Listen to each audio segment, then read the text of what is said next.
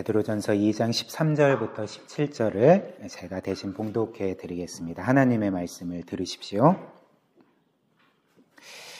인간의 모든 제도를 주를 위하여 순종하되 혹은 위에 있는 왕이나 혹은 그가 악행하는 자를 징벌하고 선행하는 자를 포상하기 위하여 보낸 총독에게 하라. 곧 선행으로 어리석은 사람들의 무식한 말을 막으시는 것이라. 너희는 자유가 있으나 그 자유로 악을 가리는데 쓰지 말고 오직 하나님의 종과 같이 하라. 뭇사람을 공경하며 형제를 사랑하며 하나님을 두려워하며 왕을 존대하라. 아멘.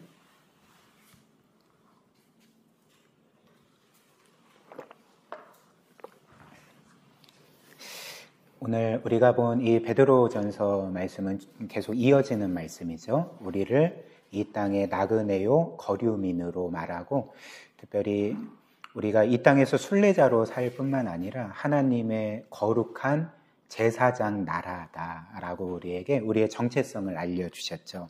그래서 우리는 이 땅을 순례자의 왕 같은 제사장으로 이제 어떻게 살아가야 되는지를 베드로전서는 구체적으로 지침을 가지고 우리에게 알려주고 있습니다. 그리고 오늘도 이제 똑같은 우리의 정체성에 합당한 삶이 무엇인지를 알려주는데요. 13절과 14절 한번 더 보십시오. 인간의 모든 제도를 주를 위하여 순종하되 혹은 위에 있는 왕이나 혹은 그가 악행하는 자를 징벌하고 선행하는 자를 포상하기 위하여 보낸 총독같이 하라, 이렇게 말합니다. 일단 성경은 우리에게 이 세상의 사람의 제도에 순종하라, 즉 이 세상 나라들의 어떤 법이나 제도나 혹은 도덕적인 가치들에 순종하라 말하고요. 그리고 더 나아가서 이제 한 나라를 다스리는 왕이나 그가 세운 총독들, 즉 통치자들의 말에 순종하라, 이렇게 말하고 있습니다. 그리고 더 나아가서 우리가 이 세상에서 인간의 제도에 순종하고 왕과 통치자들에게 순종하는 것이 오늘 13절 말씀 보면 주를 위한 것이다. 너희는 주를 위하여 사람의 제도에 순종하고 왕과 통치자들에게 순종해야 된다. 우리에게 이렇게 말하는 거죠. 이는 바꿔 말하면 무엇을 의미하겠습니까? 우리가 이 땅의 통치자들에게 순종하고 법을 준수하고 행하는 것이 이제 어떤 면에서 주를 위한 일이라는 것입니다. 하나님을 위한 이제 일이라 이렇게 말하는 거죠. 그렇다면 성경은 왜 우리에게 이 땅의 통치자들에게 순종하라고 하고 왜 그것을 하나님을 위한 일이다라고 우리에게 명하고 있는 것일까? 그 이유는 성경에 따르면 이 세상의 모든 권세들이 가진 이제 통치권, 권세들이 하나님으로부터 나온다고 성경이 우리에게 이렇게 알려주기 때문에 그렇습니다. 그래서 이 세상의 통치자들은 그가 하나님을 믿는 통치자이든지 아니면 믿지 않는 통치자이든지 간에 이 세상 모든 통치자들은 기본적으로 하나님께서 이 세상의 공공의 선과 유익을 위해서 이 세상의 질서를 유지하고 보존하게 하기 위해서 그분이 세우신 그의 사역자다라고 우리에게 알려주는 거죠. 그래서 로마서 13장 1절과 2절이 우리에게 이렇게 말해주고 있는데요. 제가 읽어드리겠습니다. 각 사람은 위에 있는 권세들에게 복종하라. 권세는 하나님으로부터 나지 않음이 없나니 모든 권세는 다 하나님께서 정하신 바라. 그러므로 권세를 거스르는 자는 하나님의 명을 거스름이니 거스르는 자들은 심판을 자취하리라, 이렇게 말합니다. 이 로마서 13장도 우리에게 알려주는 바는 이 세상에 어떤 권세도 하나님으로부터 나지 않은 게 없다. 이 세상에 우리가 보고 인정하고 순종하는 모든 권세는 다 하나님으로부터 나온다. 그리고 이 세상의 모든 통치자들은 하나님이 세우신 그분의 사역자들이다, 이렇게 말하고 있는 것입니다. 그래서 이처럼 하나님은 이 세상의 일반 은총의 차원에서 이 세상이 죄로 인해서 무질서해지지 않도록, 무법천지가 되지 않도록 하나님은 이 세상을 보존할 목적으로 이제 법도 세우시지만 그 법을 실행할 통치자들을 세우시는 것입니다. 그래서 우리가 조금만 생각을 해보면 이것 또한 하나님의 은혜라는 것을 깨닫게 되지 않습니까? 만약에 이 세상에 뭔가 어떤 한 지역을 통치하는 통치자들이 없다면, 그리고 법을 집행하는 자들이 없다면 이 세상은 어떻게 될까요? 그러니까 무법천지가 되지 않겠습니까? 모든 이들이 이제 자기의 어떤 이기적인 자기중심성으로 자신의 유익을 위해 남을 해치고, 그리고 남을 착취하고 학대한다 할지라도 누구도 그것을 통제하지 못한다면 이 세상은 아마도 그 멸망해 버릴 것입니다. 그러나 하나님께서는 이 세상을 어찌됐든 일반 은총의 차원에서 보존하시기 위해서 이 세상의 공공의 선과 유익을 하나님을 믿지 않는 모든 이들도 누리도록, 혜택을 받도록 하시기 위해서 이 세상에 이런 왕이나 통치자들 혹은 대통령이나 총리와 같은 사람들을 세우셔서 그러니까 모든 이들이 이런 혜택을 누리게 하셨던 것입니다.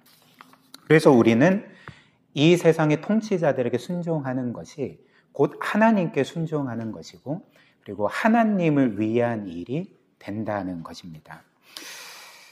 물론 이 세상에는 역사상으로 그 나쁜 통치자들도 있었죠. 우리가 과거에 나치의 히틀러나 혹은 소련의 스탈린이나 이런 사람들의 경우는 분명히 하나님께서는 이 세상의 통치자들을 공공의 선과 유익을 위해, 질서를 유지하기 위해 세우셨지만, 이제 그런 사람들은 사실 이 세상의 악이잖아요. 악의 역할들을 하고 파괴하는 역할들을 하지 않습니까? 그래서 이런 통치자들에게 순종하는 것은 사실 하나님의 뜻을 위한 것이라기보다는 하나님을 거스르는 것이 되는 거죠. 근데 이런 경우가 아니라면 우리는 그가 하나님을 믿든지 믿지 않든지 간에 하나님이 세우신 통치자임을 인정하고 그에게 순종해야 된다는 것입니다. 이것이 이제 그리스도인으로서 마땅히 해야 될 바라는 거죠. 그리고 우리는 이렇게 통치자에게 순종하고 이 세상의 법에 순종하며 착한 삶을 살아갈 때 오늘 말씀을 보니까 우리의 이런 삶이 하나님을 부정하고 거스르는 자들의 입을 막게 된다, 이렇게 우리에게 알려주고 있습니다. 15절 한번 보십시오. 곧 선행으로 어리석은 사람들의 무식한 말을 막으시는 것이라. 우리의 선행으로 어리석은 사람들의 무식한 말을 막으시는 것이라, 이렇게 말합니다. 여기에서 어리석은 사람들이라는 것은 지능 지수가 낮은 사람들을 의미하는 게 아닙니다. 뭔가 좀 지적으로 모자르고 뭔가 좀 이제 그런 사람들 있잖아요. 좀 이제 사람들이 좀 바보로 여기는 그런 사람들의 무식한 말을 막으려 함이라, 이런 말이 아닌 거죠. 성경에서 이 어리석은 사람은 어떤 사람들을 가리키냐면 시편 14편 1절을 보면 이런 말씀이 있거든요. 어리석은 자는 그의 마음에 이르기를 하나님이 없다 하는도다. 그들은 부패하고 그 행실이 가증하니 선을 행하는 자가 없도다, 이렇게 말합니다. 그래서 성경에서 어리석은 자라 말하는 그 사람들은 하나님의 존재를 부정하는 사람들입니다. 하나님이 없다 말하고, 그래서 하나님이 아닌 자신이 마치 이 세상이 중심인 것처럼 살아가는 사람들을 가리켜 성경은 어리석다라고 말하는 거죠. 그렇다면 성경은 왜 하나님의 존재를 부정하는 사람들을 어리석다라고 말할까요? 그러니까 어떤 면에서는 하나님을 부정해도 그 사람이 너무나도 지혜로워서, 그리고 뭔가 수완이 좋아서 다른 사람들과의 경쟁에서 이기고 혹은 세상적으로 성공하고 이런 삶을 살아가는 사람들이 많지 않습니까? 그래서 세상의 기준에서 보면 이런 사람들은 사실 어리석은 사람이 아니라 어떤 면에서는 좀 지혜로운 사람으로 그렇게 여김받을 수도 있지 않겠습니까? 근데 성경은 이런 사람들을 가리켜 어리석다라고 말하는 거죠. 왜 그럴까요? 왜냐하면 그들이 부정하는 하나님께서 이 온 세상 만물의 창조주이시고 진정한 왕이시기 때문에 그렇습니다. 이 세상 모든 것들이 그 하나님의 주권 아래에 있고, 그리고 그 하나님을 부정하는 사람의 생사화복조차도 하나님의 손 안에 있다는 거죠. 그리고 하나님은 그 모든 죄인들의 유일한 구원자이시고 모든 사람의 영원한 생명이시고 진정한 복이신데 한 사람이 그 하나님을 부정해버리고 그 하나님을 거슬러 살아가게 된다면 그것 자체가 인생이 겪을 수 있는 가장 불행한 일이 될 것이고 그를 영원토록 비참하게 만드는 일이 될 것이기 때문에 성경은 하나님의 존재를 부정하는 자를 이제 가장 어리석다라고 이제 말하는 것입니다. 그런데 어찌됐든 그리스도인들은 이렇게 이 세상의 법을 따라서 그리고 통치자들에게 순종하며 살아가는 그 선한 삶을 통해서 이렇게 하나님의 존재를 부정하고 하나님을 거스르고 특별히 그리스도인들과 교회에 대해서 근거 없는 그 비난과 공격을 하는 자들의 입을 막는다는 것입니다. 할 말 없게 만든다는 거죠. 그리고 성경은 이것을 그 우리를 향한 하나님의 뜻이라고 말하거든요. 우리가 읽은 이 개역개정 성경에서는 사실 그 하나님의 뜻이라는 말이 누락되어 있습니다. 근데 헬라어 원문을 보면 우리가 이렇게 그 선한 삶을 통해서 어리석은 자들의 입을 막는 것을 그 하나님의 뜻이다라고 말하는 거죠. 그래서 개역개정 성경이 아니라 새번역 성경을 보면 이제 원문대로 잘 번역을 해놨습니다. 제가 읽어드리겠습니다. 선을 행함으로 어리석은 자들의 무지한 입을 막는 것이 하나님의 뜻입니다. 이렇게 말하는 거죠. 보통 우리는 우리를 향한 하나님의 뜻을 뭐라고 생각합니까? 여러분들을 향한 하나님의 뜻이 어떤 것이라고 생각을 하십니까? 우리는 보통 우리를 향한 하나님의 뜻을 이렇게 생각하지 않습니까? 그래, 내가 구원받은 이후로 기도와 말씀 생활을 신실하게 하고 그리고 날이 갈수록 뭔가 영적으로 깊어지고 혹은 교회에서 열심히 섬기고 봉사하고 더 나아가서는 그 믿지 않는 자들에게 전도해서 많은 영혼의 구원을 이루는 것을 그 나를 향해서 가지신 하나님의 뜻일 거야 라고 생각을 합니다. 물론 그 모든 것들이 하나님의 뜻이지만 그러나 이것이 전부가 아니라는 거죠. 오늘 말씀이 우리에게 알려주는 바가 무엇입니까? 단지 개인적으로 신앙생활을 신실하게 하는 것만이 우리를 향한 하나님의 뜻이 아니라 이 땅에서 우리가 선하게 사는 것이 하나님의 뜻이라는 것입니다. 단지 선하게 사는 것이 아니라 우리의 선한 삶을 통해서 이 세상 사람들에게 하나님을 보여주는 것, 그 하나님의 영광을 비추이는 것. 그래서 하나님을 부정하는 자들에게는 하나님의 살아계심이 명백하다는 것을 보여줘서 그들의 입을 막게 되고 그리고 더 나아가서는 많은 이들이 정말 하나님을 믿고 구원에 이르게 하는 것이 우리를 향한 하나님의 분명한 뜻이라고 오늘 성경이 우리에게 알려주는 거죠. 따라서 이 세상에서 구원받은 우리 그리스도인들의 삶은 어떤 면에서 이 세상에 하나님을 보여주는, 하나님을 비추는 거울이라 할 수가 있습니다. 그래서 우리의 선한 삶은 그 거울의 깨끗한 상태를 의미하겠죠. 그래서 우리가 하나님의 말씀을 따라서 선한 삶을 살면 살수록 우리의 이런 선명한 거울을 통해서 이 세상에 분명히 선명하게 하나님의 존재를, 그분의 살아계심을 보여줄 수가 있는 것입니다.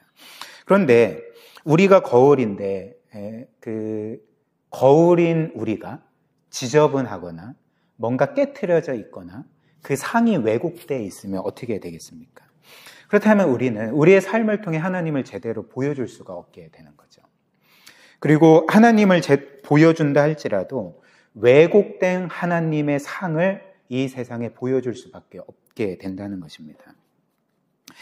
그래서 이런 그 왜곡된 하나님을 우리의 삶에 계속 세상에 비추이게 되면 세상 또한 우리의 삶을 통해서 하나님을 알 수 없거나 모르거나 혹은 하나님을 안다 할지라도 왜곡된 하나님의 상으로서 하나님을 알 수밖에 없게 된다는 거죠. 예를 한번 들어볼까요? 우리와 이 공간을 함께 사용하고 있는 그 스튜디오 전도사님 계시지 않습니까? 근데 아시는 분도 있겠지만 제가 그 전에 이렇게 좀 한번 나눈 적이 있었던 것 같은데, 이 전도사님께서는 청년 때까지는 굉장히 신실하고 열심히 그 교회에서 신앙생활을 하셨다고 합니다. 그런데 그 청년기가 지나고 난 후에 거의 교회를 10년 동안 떠나 계셨던 거거든요. 그래서 거의 10년 동안 이제 가나안 성도로 살았던 거죠. 근데 이제 그 이유가 무엇이었냐면, 그 교회에 대한 그 실망과 그 교회로부터 받은 상처 때문에 그렇게 10년 동안 그 분명히 그 하나님은 믿고 있고 그리스도를 믿지만 교회에서는 떠나 있는 그런 좀 영적으로 어두운 그 긴 터널을 지나셨다, 이렇게 나누어 주셨습니다. 그런데 그러다가 이제 몇 년 전에 그분이 지금 출석하고 있는, 사역하고 있는 교회 목사님을 만나게 됐고, 그분을 통해 다시금 하나님에 대해서, 그리스도에 대해, 복음에 대해서 이제 깨닫게 된 후에 이제 지금까지 그렇게 신실하게 신앙생활을 하고 있는 거죠. 그리고 신학까지 하게 되어서 이제 현재 출석하고 있는 교회에서 전도사로서 이렇게 사역을 하고 계십니다. 근데 이제 그 전도사님께서 어찌됐든 이 스튜디오 사진 관련 일을 하면서 그래도 이제 사람들을 만나는 일이니까 이 도시에 있는 사람들을 많이 만나지 않습니까?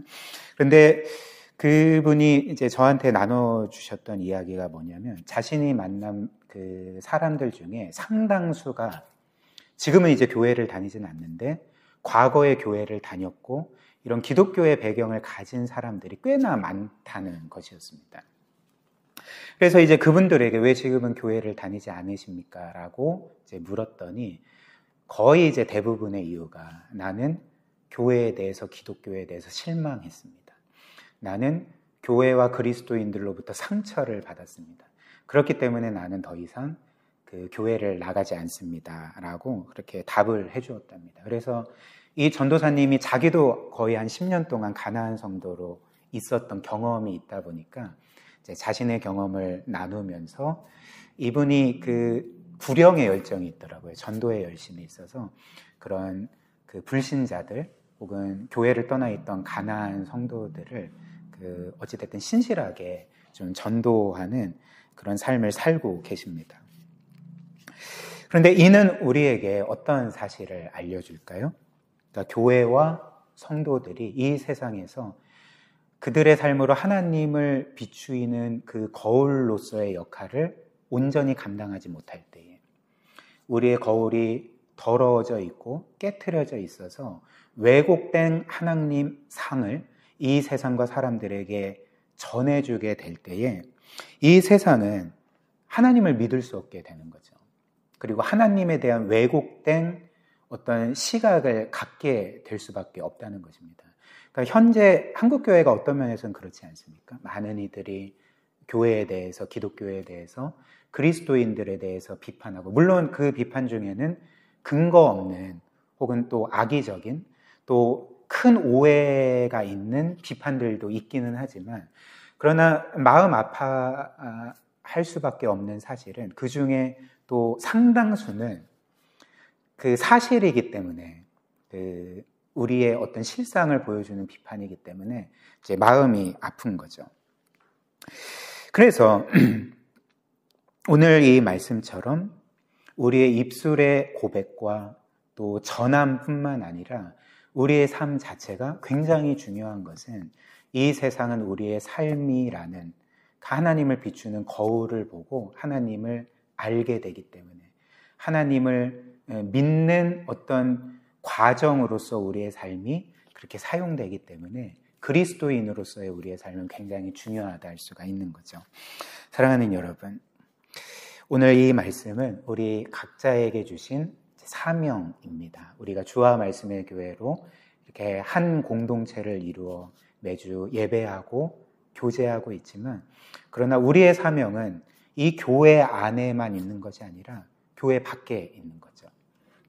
우리는 이 세상에 끊임없이 우리의 말씀을 순종하는 선한 삶을 통해 하나님을 비추어야 되고, 그 하나님을 전해야 되고, 그리고 그 하나님의 사랑이 얼마나 놀라운지를 그들에게 증거해야 됩니다. 그리고 이는 하나님께서 우리 교회를 이곳에 세우신 목적이기도 하는 거죠. 그래서 우리가 오늘 이 말씀을 기억하면서 정말 하나님께서 우리를 불러 모으시고 이 교회를 세우신 목적처럼 이 지역에 또 이 광주라는 도시에 하나님을 비추이고 그리스도를 증거하여서 많은 이들을 주님께로 인도하는 우리 교회가 되었으면 좋겠습니다.